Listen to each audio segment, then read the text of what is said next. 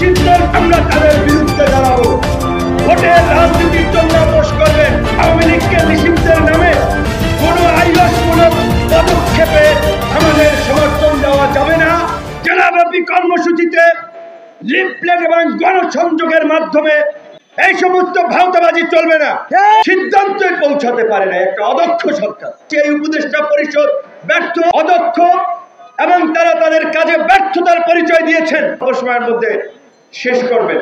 সামগ্রিক জন আকাঙ্ক্ষা পূরণে আমরা মনে করছি এই উপদেষ্টা পরিষদ ব্যর্থ হচ্ছে। আমরা খুব আশ্চর্যভাবে লক্ষ্য করেছি গণ অভ্যুত্থান পরবর্তী বিপ্লবী সরকার নিয়ে জনগণের আকাঙ্ক্ষা থাকলেও এই সরকারের মন্থর গতি, এই সরকারের সিদ্ধান্তহীনতা এবং একটা সিন্ডিকেটের সরকার গঠিত হয়ে জন আকাঙ্ক্ষা পূরণে তারা ব্যর্থতার পরিচয় দিচ্ছে। যার ফলে আজকে এই বিপ্লবের 6 মাস পরে ছাত্র কিংবা জনতা কাউকে যাওয়া লাগে এই গণ অভ্যুত্থানকারীদের আস্তানা গুড়িয়ে দিতে, কাউকে রাজপথে নামা লাগে তাদেরকে গ্রেপ্তারের দাবিতে, কাউকে রাজপথে নামা লাগে তাদের নিষিদ্ধের দাবিতে। আমরা তো বন্দুকের নলের সামনে, কামানের সামনে নিজেদের জীবন সঁপে দিয়ে লড়াই সংগ্রাম করে এই সরকার গঠিত করেছি, এই সরকার প্রতিষ্ঠা করেছি। তারপরেও কেন আমাদের এই দুর্বৃত্তদের বিচারের দাবিতে রাজপথে নামা লাগবে, আমাদের কেন মিছিল করা লাগবে? তাই আমরা মনে করি অনতিবিলম্বে জন আকাঙ্ক্ষার রাষ্ট্র বিনির্মাণে কার্যকর রাষ্ট্র সংস্কারের জন্য গণ অভ্যুত্থানের প্রকৃত অংশীজনদেরকে নিয়ে উপদেষ্টা পরিষদ পুনর্গঠন করা প্রয়োজন। আমাদের নেতৃবৃন্দ বলেছেন গত 6 মাস ধরে স্থানীয় সরকারে জনপ্রতিনিধি নাই।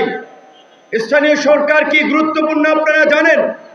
উপজেলার চেয়ারম্যান, জেলা পরিষদের চেয়ারম্যান, পৌরসভা, সিটি কর্পোরেশনের মেয়রদেরকে অপসারণ করা হয়েছে।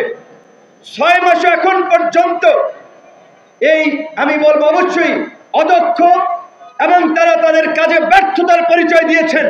এখন পর্যন্ত স্থানীয় সরকার বিষয়ে কোনো সিদ্ধান্ত নিতে পারে নাই। 6 মাসে স্থানীয় সরকার ছাড়া একটা সরকার কিভাবে চলবে, কিভাবে শক্তিশালীভাবে কাজ করবে? জনসেবা নিশ্চিত করতে স্থানীয় সরকারই হচ্ছে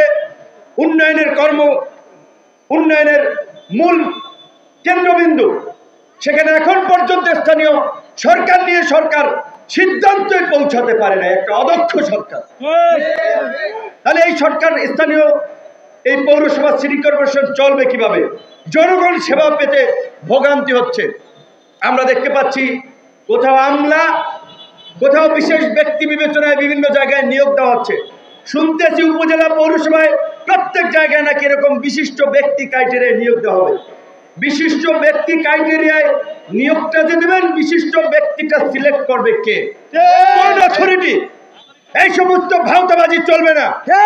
পরিষ্কারভাবে আমরা বলছি আগামী 2-3 মাসের মধ্যে স্থানীয় নির্বাচন দিয়ে দেন এবং এই যে জেলা পরিষদ, উপজেলা পরিষদের চেয়ারম্যানদেরকে সরানো হয়েছে, পৌরসভা, সিটি কর্পোরেশনের মেয়রদেরকে সরানো হয়েছে, অথচ ইউনিয়ন পরিষদের চেয়ারম্যানদেরকে আবার রেখে দিয়েছেন।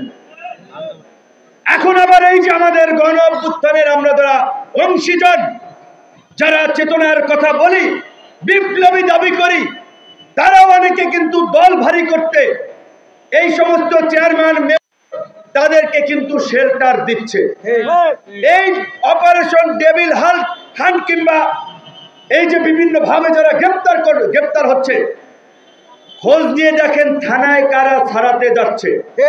এমনকি এদের মামলাগুলো জামিনের জন্য কোর্টে কারা দাঁড়াচ্ছে। আন্দোলন সংগ্রাম করেছি, জীবন দিয়ে রক্ত ঝরিয়েছি, জেল খেটেছি। বিপ্লবের পরে নানান সুবিধাভোগী বিপ্লবী তৈরি হয়েছে। কেউ কোর্টে ব্যবসা করছে, কেউ থানায় ব্যবসা করছে, কেউ ইউনো অফিসে ব্যবসা করছে, কেউ ডিসি অফিসে ব্যবসা করছে। এই বিপ্লবের নামের নব্য ব্যবসায়ীদেরকে আপনাদেরকে রুখে দিতে হবে।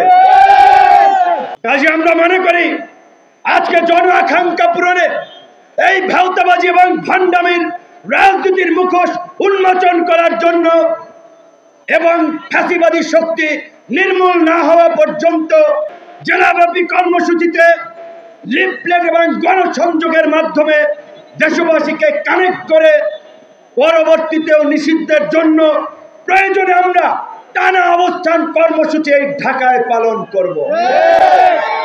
কিন্তু আমাদের পরিষ্কার কথা, আওয়ামী লীগ নিষিদ্ধের আমরা তাদের বিরুদ্ধে দাঁড়াবো।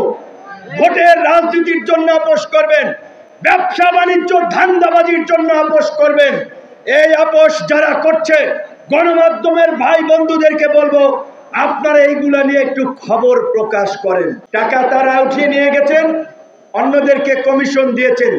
এই কমিশন বিভিন্ন স্তরে ভাগ বটরা হয়েছে। কাজেই আওয়ামী লীগকে নিষিদ্ধের নামে কোনো আইয়সমূলক পদক্ষেপে আমাদের সমর্থন দেওয়া যাবে।